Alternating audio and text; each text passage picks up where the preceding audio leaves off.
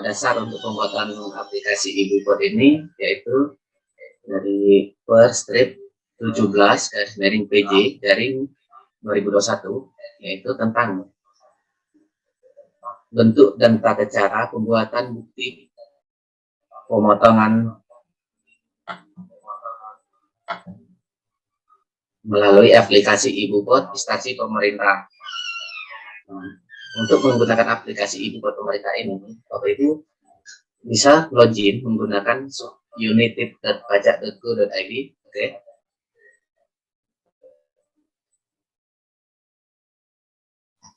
Nah, bagaimana cara menggunakan iBuPOT instansi pemerintah ini, Bapak Ibu?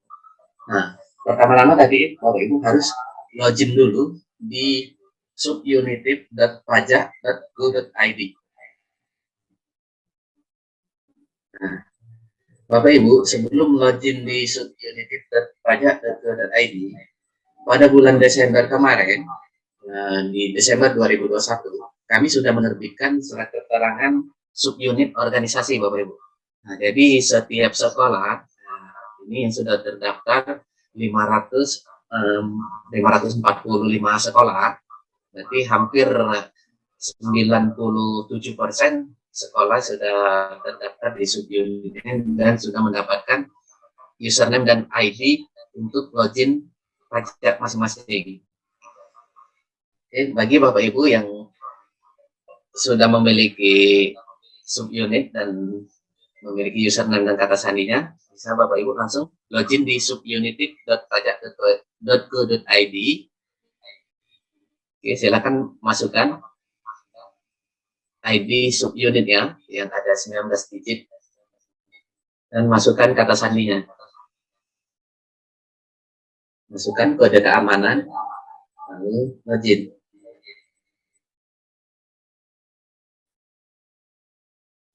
Oke. Nah, setelah Bapak Ibu masuk di laman subunit ini, tampilannya seperti ini, Bapak Ibu. Jadi untuk di subunit ini ada 3 menu. Pertama, SPT unifikasi. Yang kedua, SPT 21. Kemudian pengaturan. Di SPT unifikasi, nah, di situ bisa digunakan untuk salah satunya penginputan untuk penerbitan e-billing PPN dan PPH. Nah, khusus untuk PPH 21 yaitu ada menu tersendiri di SPT 21, Bapak Ibu.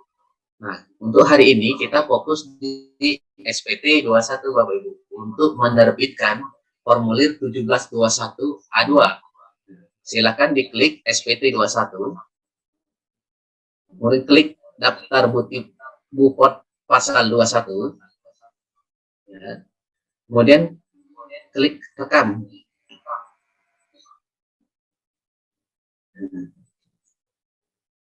Oke. Silakan klik rekam.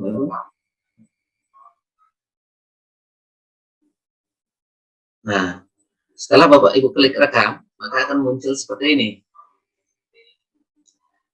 Silakan dipilih paling atas, itu tahunan A1 garing A2. Oke. Nah, silakan masukkan tahun pajaknya. Pilih tahun 2021. Nah, masukkan jenis formulir. Itu pilih bukti potong 1721 A2. Oke. Kemudian masukkan masa pajaknya. Ya, Januari sampai Desember. Ya, diklik setahun. Kemudian di bawahnya lagi ada identitas, Bapak Ibu. Nah, identitas ini boleh pilih NPWP atau NIK. Nah, sebaiknya kita pilih NPWP aja, Bapak, karena yang dibaca sistem NPWP. Silakan masukkan NPWP. Nah, nanti namanya akan dari sistem akan muncul, Bapak Ibu. Misalnya NPWP siapa yang kita input, nanti namanya akan secara otomatis akan masuk. Kemudian masukkan NIK, masukkan pangkat golongan, masukkan nama jabatan. Nah, kemudian pilih status tunjangan keluarga untuk PTKP-nya. Ya, pilih di sana kan begitu kita klik sudut ini ada K garis miring O garis miring 0, berarti itu statusnya kawin tidak menanggung, atau kawin menanggung satu anak, berarti tinggal Bapak Ibu pilih. Di sana ada pilihan, ada K garis miring 1 nanti. Oke, selanjutnya Bapak Ibu ini pilih jenis kelaminnya, laki-laki atau perempuan. Oke.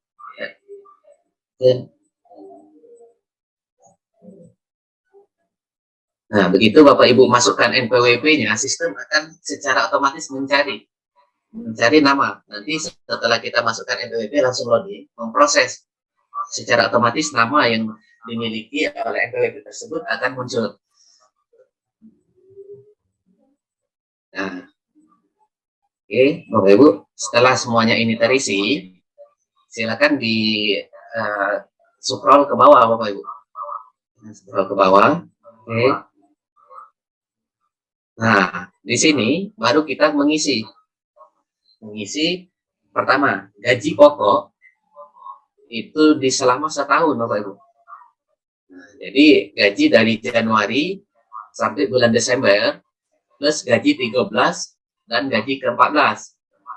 Ya, jadi kalau tidak ada perubahan selama 1 tahun itu gaji selama 14 bulan itu sama gaji pokoknya. Jadi dijumlahkan dulu selama 1 tahun. Berikutnya masukkan tunjangan istri atau suami juga sama. Disetahunkan dulu, dijumlahkan dulu selama 1 tahun. Kemudian masukkan lagi tunjangan anak. Terus masukkan lagi tunjangan fungsional, tunjangan beras. Itu juga dijumlahkan semuanya selama 1 tahun. Kemudian Bapak Ibu scroll lagi ke bawah.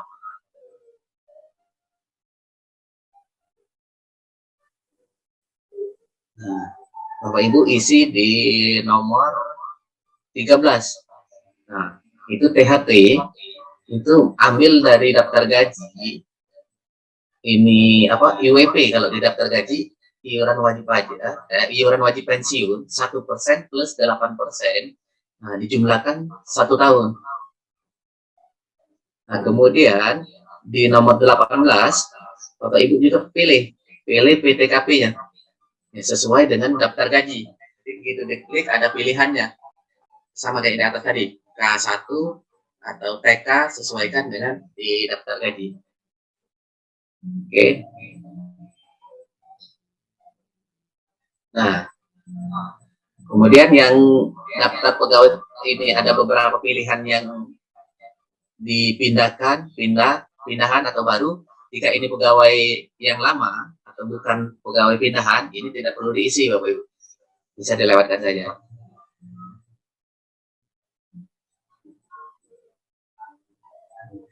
Nah, di sini Bapak Ibu, di paling bawah, ini bisa dipilih dulu pengurus, kemudian penandatangan bukti foto, ya pilih bendahara, kemudian checklist, nah, silakan disimpan.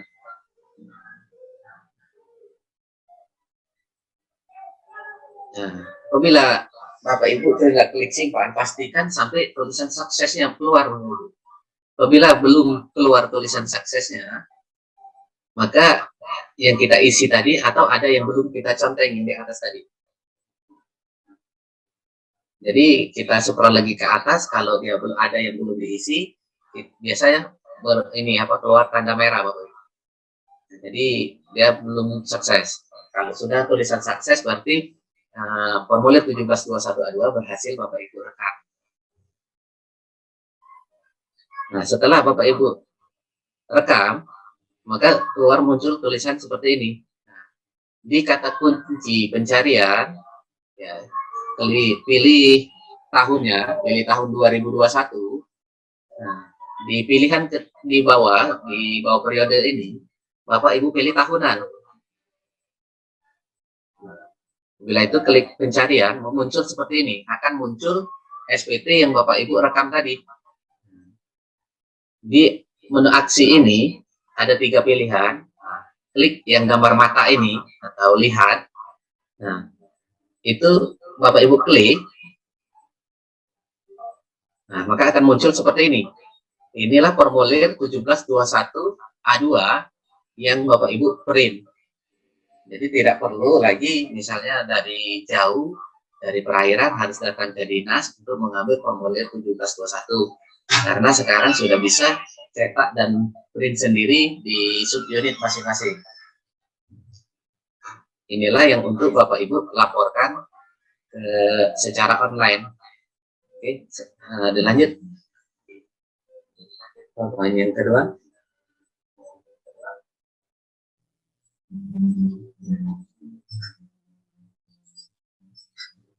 Nah, oke, baik Bapak Ibu. Bagaimana caranya melaporkan pajak PPh pasal 21 ini secara online melalui aplikasi e-filing. Jadi setelah formulir 1721 Bapak Ibu terima, jadi setiap orang, setiap pegawai berkewajiban untuk melaporkan laporan PPh pasal 21 penghasilan selama 1 tahun secara online. Nah, silakan Bapak Ibu buka lagi di djponline.pajak.go.id.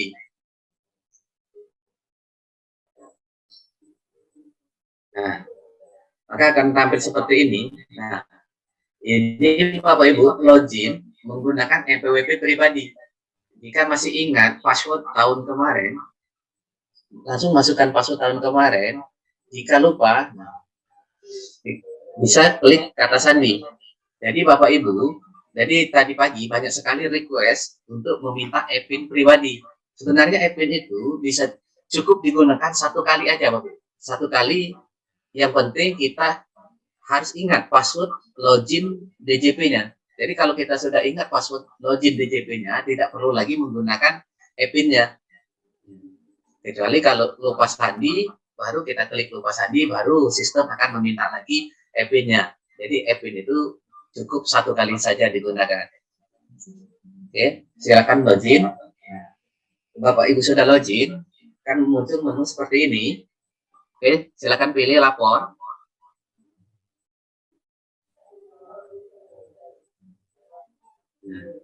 Kalau sudah masuk pilih lapor, jangan lupa Bapak Ibu kembali ke profil dulu Bapak Ibu ya. Karena kenapa? Untuk memastikan identitas ini wajib pajak ini, terutama nomor handphone, pastikan nomor handphone Bapak Ibu aktif, kemudian email.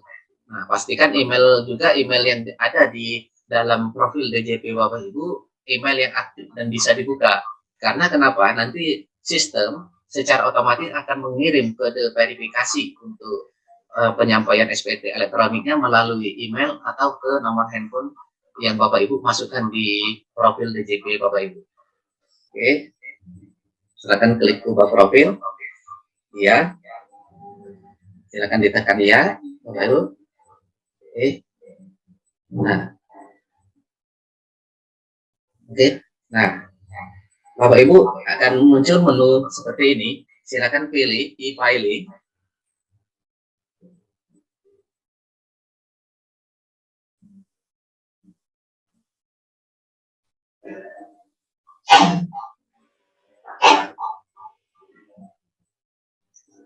Oke, setelah Bapak Ibu ini muncul menu e-filingnya, akan di beberapa pertanyaan yang muncul. Pertama, apakah Anda menjalankan usaha atau pekerjaan bebas? Pilih tidak.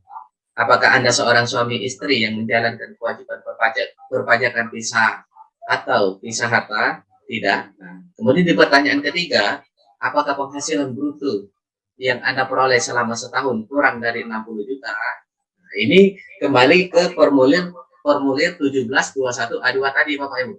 Lihat di penghasilan neto, di penghasilan brutonya, nah, itu di nomor 15, apakah penghasilannya di atas 60 atau di bawah 60. Kalau di atas 60 berarti tidak. Saya akan pilih tidak. Kemudian muncul lagi pertanyaan berikutnya, Anda dapat menggunakan dengan bentuk formulir. Ini untuk yang di atas 60 juta. Oke, silakan klik SPT 1770S dengan formulir.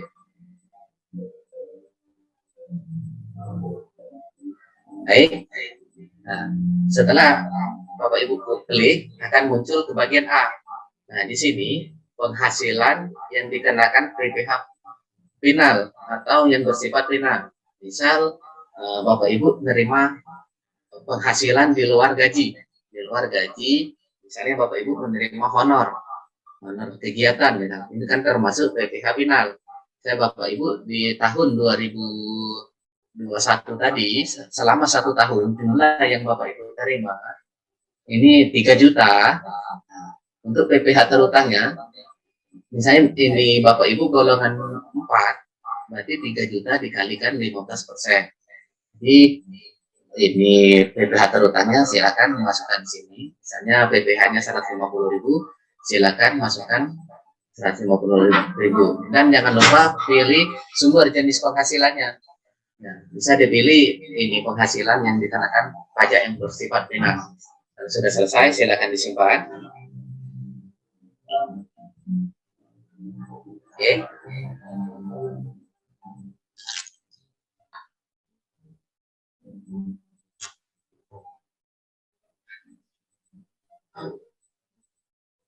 Oke, setelah Bapak Ibu simpan bagian A, lanjut ke bagian B, yaitu daftar harta pada akhir tahun. Nah, apabila tahun sebelumnya atau tahun 2020 Bapak Ibu sudah melaporkan SPT-nya dan sudah merekam daftar hartanya, tinggal klik harta pada SPT tahun lalu. Maka secara otomatis akan terbuka daftar harta Bapak Ibu yang direkam di tahun lalu. Atau kalau belum pernah merekam, bisa diklik tambah. Atau hartanya bertambah lagi, bisa diklik tambah. Misalnya tahun sebelumnya Bapak Ibu belum memiliki rumah atau belum memiliki mobil, itu bisa diklik tambah dengan dimasukkan, direkam di daftar hartanya. Kemudian lanjut ke daftar hutang. Oke, lanjut ke daftar hutang. Nah, sama di kayak di daftar harta tadi Bapak Ibu, tinggal klik hutang pada SPT tahun lalu. Apabila sudah Bapak Ibu di input pada tahun sebelumnya, maka akan muncul. Kalau tidak ada hutang, hutang sudah habis, silakan diubah atau dihapus. Oke, lanjut ke berikutnya. Oke. Di sini Bapak Ibu daftar susunan anggota keluarga. Sama sepertinya dengan yang B dan C tadi, tinggal klik tanggungan pada SPT tahun lalu. Kalau tahun sebelumnya Bapak Ibu sudah menginput atau memasukkan daftar nama tunjangan, tinggal diklik SPT tahun lalu. Apabila belum direkam atau belum disimpan, bisa diklik tambah. Oke. Selanjutnya, nah, berikut lampiran ini bisa kita lewatkan.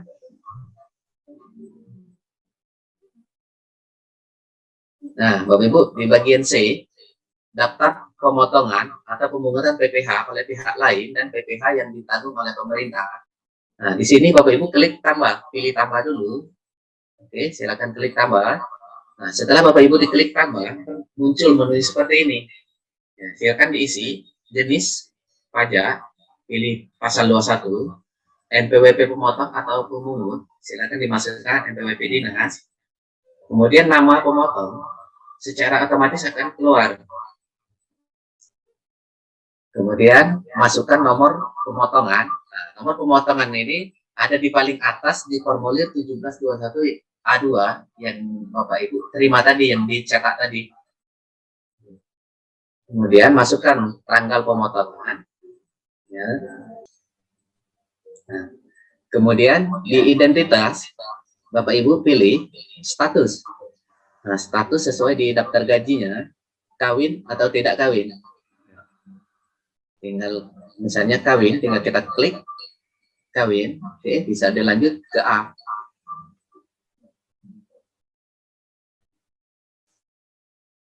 Nah, Bapak Ibu di sini di bagian A ini penghasilan neto. Nah, di penghasilan neto ini kita melihat lagi di formulir 1721 A2-nya. Nah, di sini nomor 1, penghasilan neto dalam negeri sehubungan dengan pekerjaan. Nah, ini ambil di formulir 1721A2 tadi, Bapak Ibu. Nah, ada di formulir 1721A2-nya, nomor 15 rasanya. Di nomor 15 silakan dimasukkan di berapa, misal 63.143.614 rupiah. Setelah Bapak Ibu masukkan angkanya, bisa lanjut ke B, ke bagian B. Oke, nah, penghasilan kena pajak. Nah, di sini Bapak Ibu, kan yang pertama statusnya tadi kan kawin. Nah, di kolom sebelahnya, di angka 2 itu jumlah anaknya. Misalnya kawin anak 2, berarti pilih 2. Atau kawin anak 1, berarti angkanya pilih 1. Atau kawin belum ada anak, pilih 0. Oke, bisa Bapak Ibu lanjutkan ke bagian C. Sini PPh terutang. Oke, bisa dilanjutkan ke D. Nah, ini bisa dilanjutkan ke E. Oke, nah, PPh kurang atau lebih bayar. Nah, Bapak Ibu pastikan PPh-nya tidak boleh kurang bayar atau lebih bayar. Harus nihil. Nah, jadi tidak boleh ada kurang bayar atau lebih bayar. Jadi pastikan SPT Bapak Ibu harus nihil. Nah, jika sudah nihil, bisa dilanjutkan ke bagian F.